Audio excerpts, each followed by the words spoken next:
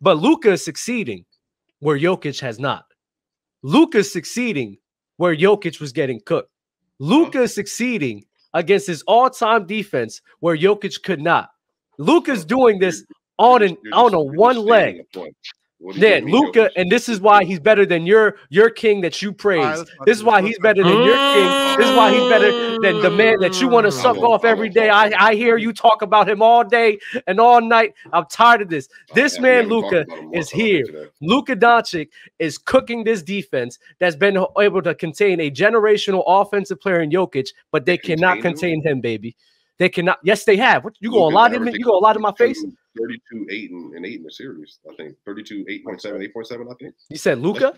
Yeah, 32.7, 8.8. I said contain Jokic.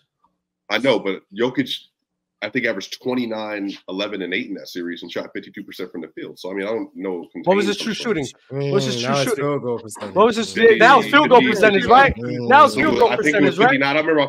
This is the excuses they give. All this BS that people talk about. His players missing open shots. You want to know who missed the most open shots? It was Jokic. You want to know who shot worst percentage with open shots? It was Jokic. So I want to hear this nonsense. Jokic, Luka Doncic, what he's doing right now. Listen, we're talking about Luka and Jokic. Luka's succeeding where Jokic could not. Luka's cooking where Jokic could not at that level. Jokic have a 40-13-7 game with no turnovers in game 5? How many games? How many consistently? He had a 35. This man Luka's consistently cooking this defense. There hasn't been one bad game. There has been one. Jokic has had plenty of bad games. No, there's no way you're doing this. I'll let you get what you mean? What you mean? This is going on, Damo. This is happening right now. What do you mean no way we're doing this? There's no way you come on the show talking about, hey, man, we got to just, it's okay reevaluating. That's what we should do. We put guys on the pedestal, and we should be able to bring them down. There's no way you talk all that shit and then come up here and proceed to just build up Luka so you can just tear him down later. That's what he's doing. It's a see. I'm even consistent with that. You're reevaluating it now because you're seeing against an all-time defense. What is this man doing that Jokic could not? And dude, y'all don't even talk about how bad he was defensively too. Luka's making key defensive plays. You just come up here, you liar. Yo, Luka is great. Luka's doing fine. The Mavericks are great. Why the hell do you need to bring up Jokic? Because Luka's better. Because y'all don't think Luka. Because y'all don't think Luka's better. Because y'all don't think Luka's better. Because it matters to me. Whatever matters to me is matters to me. I can say whatever I want, sir. Look at you. Take your glasses off. I want to see your eyes. Take your glasses off. I want to see your eyes. No, he's not like Luka. What the hell are you talking about? Game 7, he was terrible. Game 7, what? Game 2, he was terrible. Yeah, you mean game 6? They got blown out. 7 or 2. Which game were you? 7 and 2. He had 34, 19, and 7 in game. What was the field goal percentages? What was the shooting splits? See, look at this guy. Look at this guy. He just want to talk about him. He just want to talk about him. Just keep shooting and everything. This man, we're alternating between true shooting and field goal percentage. Yo, what's it called? Swiper love bringing up percentages that he don't want. He hates just going off of 30. He hates just going off of 32. All of a sudden for Jokic, he just he just had 34 and it was still good. Was off the top of my head. This man, you just love glazing him, man. You love glazing that big man. I can tell. You brought him up. Hell yeah, because it's people like him. Because it's people like him. It's people like him. So Luka Doncic, there's not been one bad game from him.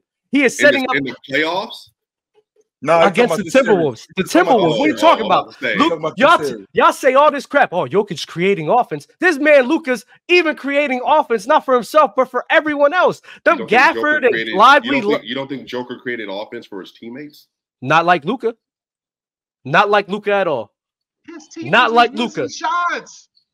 He was missing shots. See, I hate that. You don't even know the stats. Look at the percentages on open and wide open looks. Stop. I have the stats, sir. The conversation. Okay. What stats you have in front of you? You literally just said Luka is creating offense unlike Jokic. I say, wait, so his teammates, they were just missing shots. He was still creating offense. Dudes was just missing. No. But he was missing. What does that do? Because you want to know why? You want to know why? I'm gonna tell you. The open and wide open shots that you guys say they're missing, his players weren't missing their open and wide open shots like that. The main one was Jamal Murray on wide open looks, but open looks he was still hitting. The reason I'm gonna tell you, yo.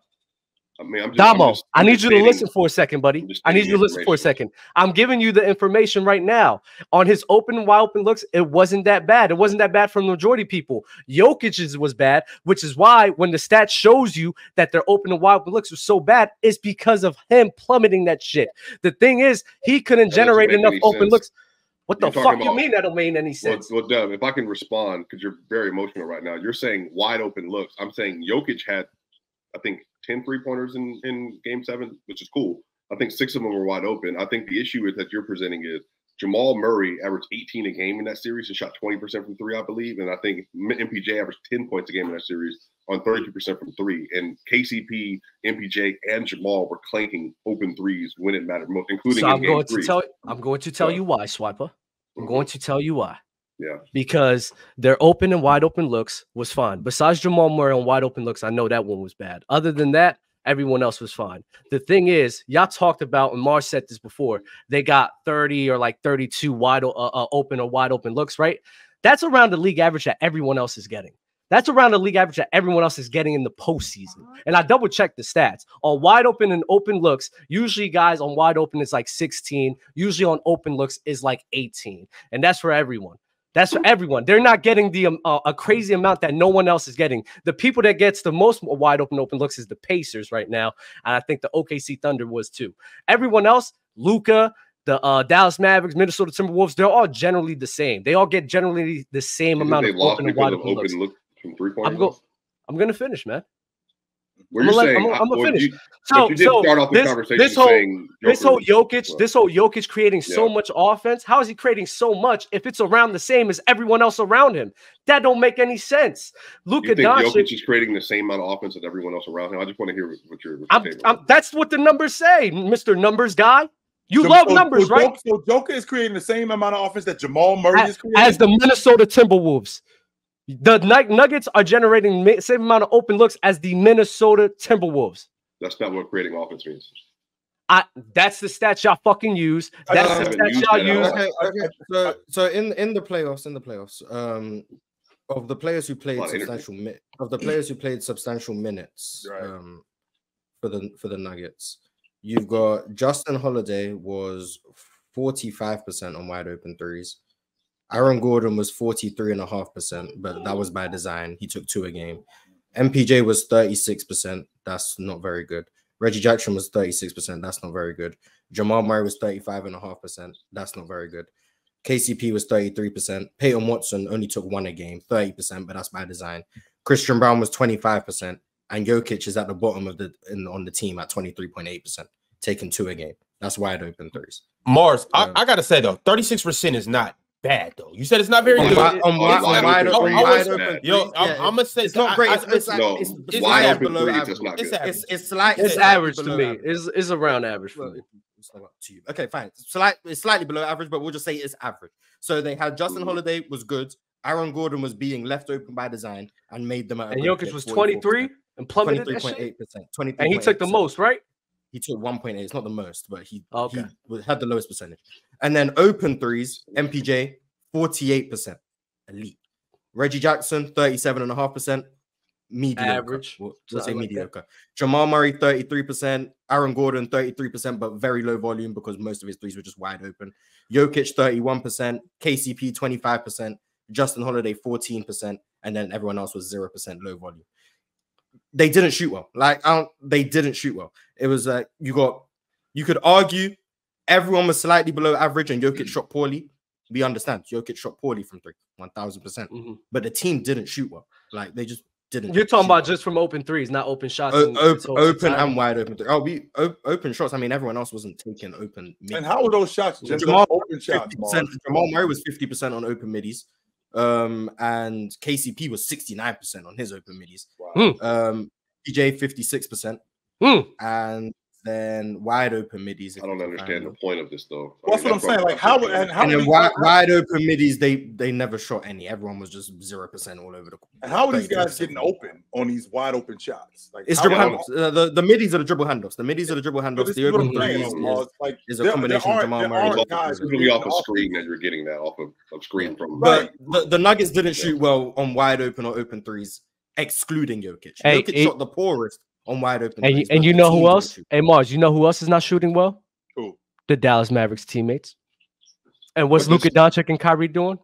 Fucking cooking up a storm. Oh my God, you love to see it, man.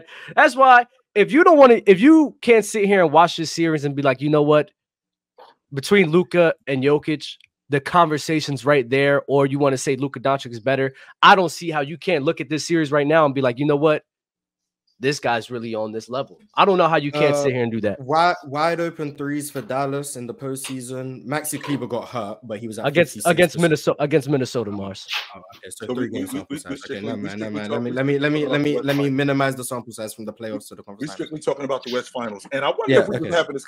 West Finals they're not shooting well. Luke is at 25% on wide open threes, by the way. So he's bringing down the percentages too, based on the same. But. And then on open threes, I mean, they barely get any open threes. The only people even shooting them is Kyrie, Luka, and Jaden Hardy. And Kyrie's at 43%, Luka's at 46%, and Jaden Hardy hasn't missed an open three. And I bet you those open threes are in transition, Miles. I bet they ain't in the half court. But I mean, I don't know. But I don't know why we're doing a 3 game sample size. But I mean, if we wanted to do that for the sake, we're comparing what these guys are doing against the elite of the elite defense in the Minnesota Timberwolves, and this guy in Luka has really answered this call and really just performed freaking crazy, you know, both playmaking and scoring the ball.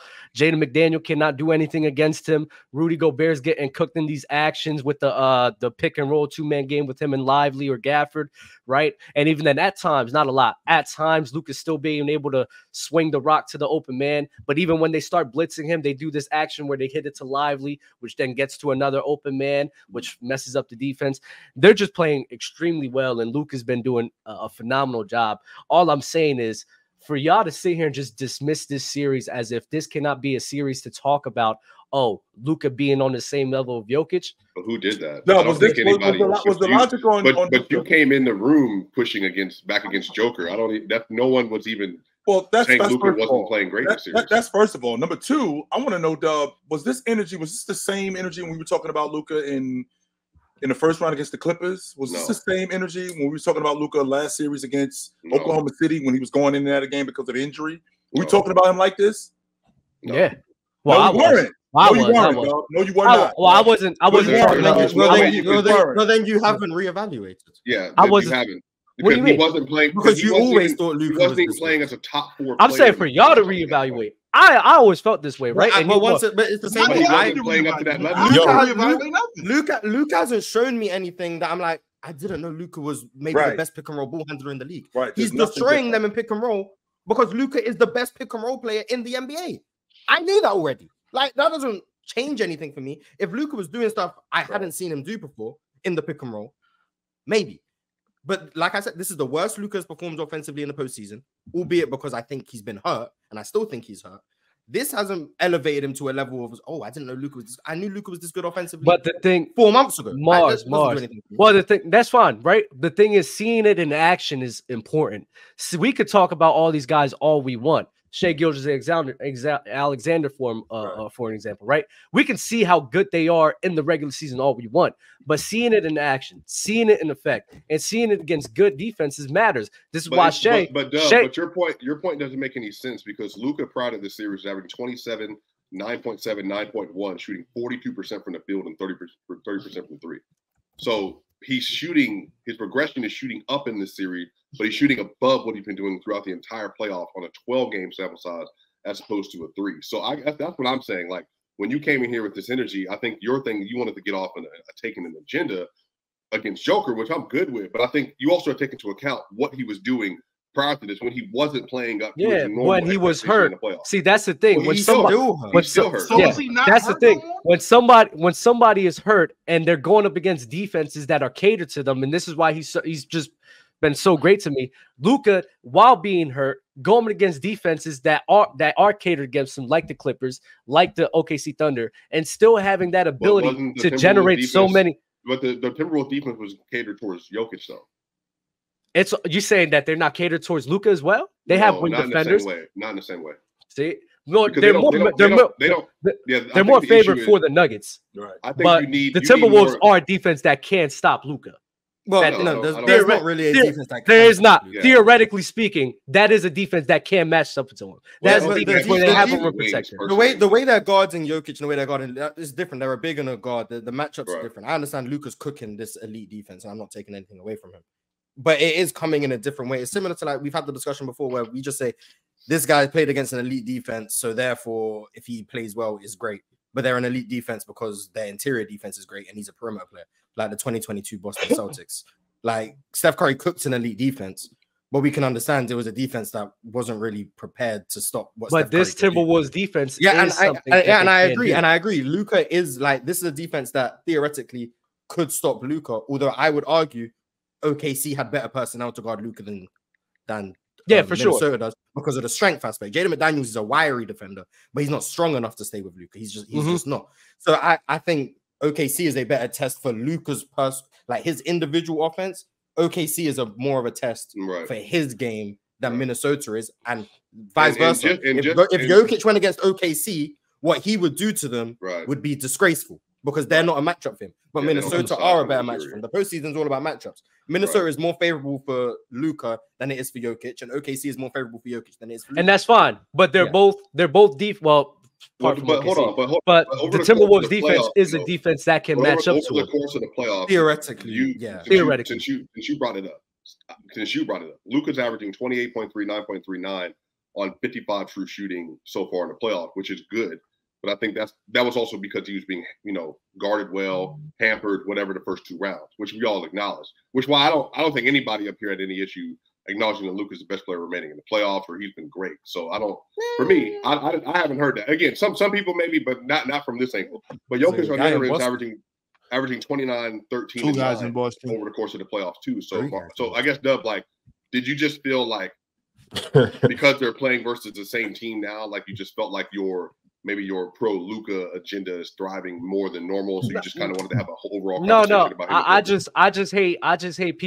I just hate people that try to dismiss the fact that he is in these combos. I hate people who dismiss the fact that even against OKC with him being hurt, his ability to make to feed in onto those wide open shots that he's been doing all postseason long, the same way people give credit for Stephen Curry for being a hub and generating offense. Despite him not shooting well in some series, they give so much credit to him. Why does that not apply to Joker, though? You just took away from Joker.